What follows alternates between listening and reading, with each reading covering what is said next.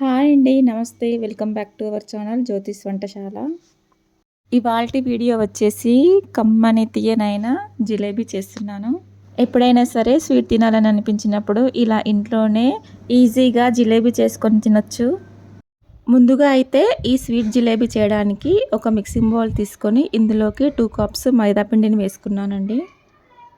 జిలేబీ చేయడానికి కంపల్సరీ మైదానే వాడాలండి. గోధుమ పిండితో కానీ మరే పిండితోనైనా జిలేబీలు చేస్తే పర్ఫెక్ట్ టెక్చర్ కానీ షేప్ కానీ రావు. కాబట్టి జిలేబీలను చేయడానికి మైదా పిండినే వాడాలి. 2 కప్పుల మైదా పిండికి 2 టీ స్పూన్స్ కార్న్ఫ్లోర్ వేసుకోవాలి. కొద్దిగా కార్న్ఫ్లోర్ని కూడా వేసుకోవడం వలన ఇవి మెత్తగా పడకుండా క్రిస్పీగా ఉంటాయి. ఒకవేళ ఇంట్లో కార్న్ఫ్లోర్ లేకపోయినట్లయితే బియ్యం పిండి కూడా వేసుకొని చేసుకోవచ్చు. నెక్స్ట్ అయితే ఈ పిండిలోనికి 2 టేబుల్ స్పూన్ల పెరుగును వేసుకుంటున్నాను. ఈ పెరుగు అయితే తియ్యటి పెరుగు కన్నా పుల్లటి పెరుగును వేస్తే ఇంకా జిలేబీలు బాగా వస్తాయి.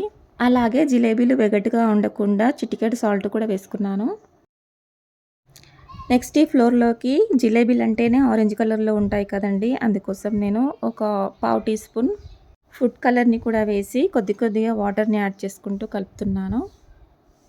పిండిని కలుపుకోవడానికి విస్కర్తో కానీ లేదా స్పూన్తో కానీ ఉండలు లేకుండా కలుపుకోవాలి. పిండిని ఎలా కలపాలంటే మరీ గట్టిగా కాకుండా అలాగని జారుడుగా కాకుండా మనం ఇంట్లో చేసుకునే ఇడ్లీ పిండిలాగా ఇలా స్పూన్తో పైనుంచి వేస్తే ఇలా జారిపోయేటట్టు ఉండాలండి.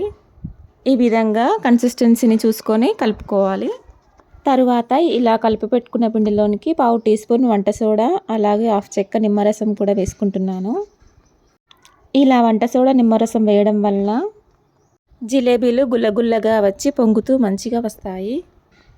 ఇలా పిండినంతా కూడా ఒకసారి మంచిగా కలుపుకున్నాక ఈ మిక్సింగ్ బౌల్ పైన ఒక మూత పెట్టేసి 20 to 25 మినిట్స్ పాటు రెస్ట్ ఇవ్వాలండి. తర్వాత ఈ జిలేబీ పాకం కోసం స్టవ్ వెలిగించుకొని ఒక కడాయి పెట్టుకొని ఈ కడాయిలోనికి 2 కప్పుల షుగర్ని వేసుకుంటున్నాను. 2 కప్పుల షుగర్కి 2 కప్పుల వాటర్ కరెక్ట్గా సరిపోతుందండి. ఫస్ట్ అయితే నేను ఇక్కడ 2 కప్పుల షుగర్కి 1 కప్పు వాటర్ వేశాను. 2 కప్పుల షుగర్కి 1 కప్పు వాటర్ వేయడం వలన అది మరీ తీగపాకం వచ్చింది. మనకు జిలేబీలు తయారు చేయడానికి మరీ తీగపాకం రానవసరం లేదండి. గులాబ్ జామ్ చేసుకునేటప్పుడు ఎలాగైతే మనం చక్కెర పాకం ఎలా తయారు చేసుకుంటామో సేమ్ అదే విధంగా ఇక్కడ కూడా వేసుకుంటే సరిపోతుంది. ఇలా షుగర్ అంతా వాటర్లో మెల్ట్ అయిన తర్వాత మళ్ళీ ఇది క్రిస్టల్ ఫామ్లో రాకుండా ఉండడానికి హాఫ్ చెక్క నిమ్మరసం యాడ్ చేశాను. ఈ షుగర్ పాకంలోకి నిమ్మరసం వేసుకున్నాక 4 నుండి 5 పొంగులు వచ్చే వరకు షుగర్ పాకాన్ని మరిగించుకొని ఒకసారి ఈ పాకాన్ని టెస్ట్ చేసుకోవాలి. ఈ విధంగా చేతికి బంకగా అంటుకుంటే సరిపోతుందండి. మనకి షుగర్ పాకం అయితే రెడీ అయిపోయింది. ఇప్పుడు దీన్ని స్టవ్ ఆపేసి పక్కన పెట్టేసుకొని జిలేబీలను ప్రిపేర్ చేద్దాం. జిలేబీలు వేసుకోవడానికి స్టవ్ వెలిగించుకొని ఒక ప్యాన్ పెట్టుకున్నాను. ఇప్పుడు ఈ ప్యాన్లోనికి డీప్ ఫ్రైకి సరిపడా ఆయిల్ వేసుకుంటున్నాను.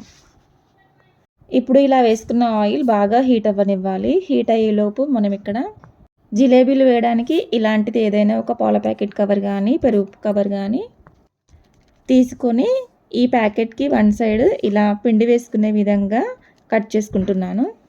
ఇలా కట్ చేసుకున్నాక స్పూన్తో పిండి బ్యాటర్ని ఇందులోకి వేసేసుకోవాలి. ఈ విధంగా పిండి వేసే టైంలో కవర్ జారిపోతున్నట్టుగా అనిపిస్తే ఒక గ్లాస్ తీసుకొని ఈ వాటర్ గ్లాస్లో కవర్ని పెట్టుకొని పిండి బ్యాటర్ని ఈ కవర్కి నిండుగా వేసుకోవాలి. ఇలా కవర్ నిండా పిండిని వేసుకున్న తర్వాత ఇలా నేను చూపించిన విధంగా మెలితిప్పి పైభాగాన ఒక క్లిప్ పెట్టేసుకోవాలి.